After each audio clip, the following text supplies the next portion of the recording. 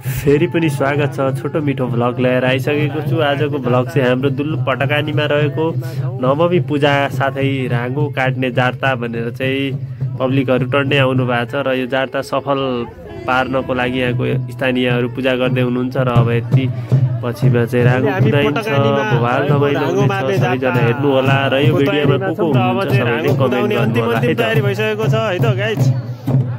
आजको भिडियोमा चाहिँ चट्ट लाएर हाम्रो नवमी पूजा दुल्लुमा गरिरहेको भिडियो चाहिँ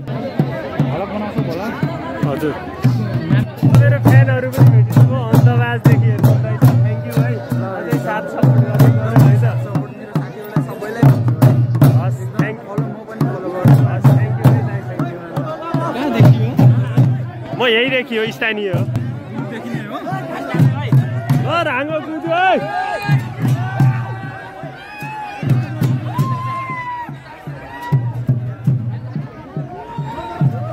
कुदा भएन यार, यो त हत्या भइहाल्यो।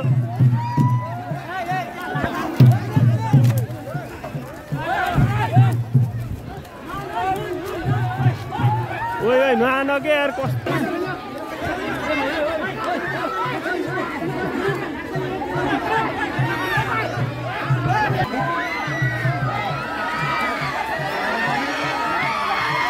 लफडा पर्यो।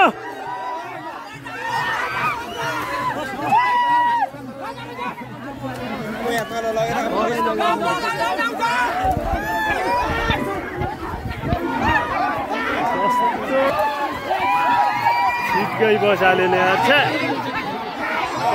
लगाइ जस्तो छ है हाम्रो दुल्लुको राँगो मार्ने 2082 सालको भ्याइयो है। र भ्याइयो पब्लिकहरू बबाल हुनुहुन्छ है त। जो रमाइलो भयो, अलि राँगो थुर्ने काम धेरै भयो होइन, पब्लिकहरू पनि टन्नै हुनुहुन्छ।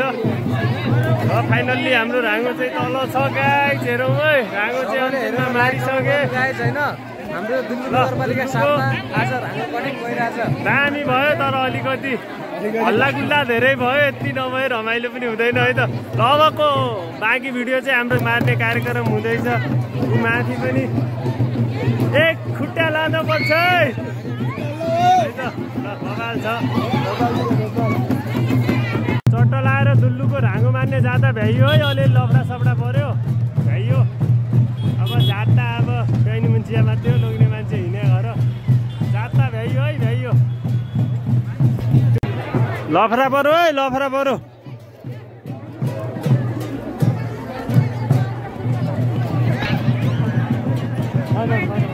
लफडा पर्यो लफडा पर्यो लफडा पर्यो लफडा लफडा।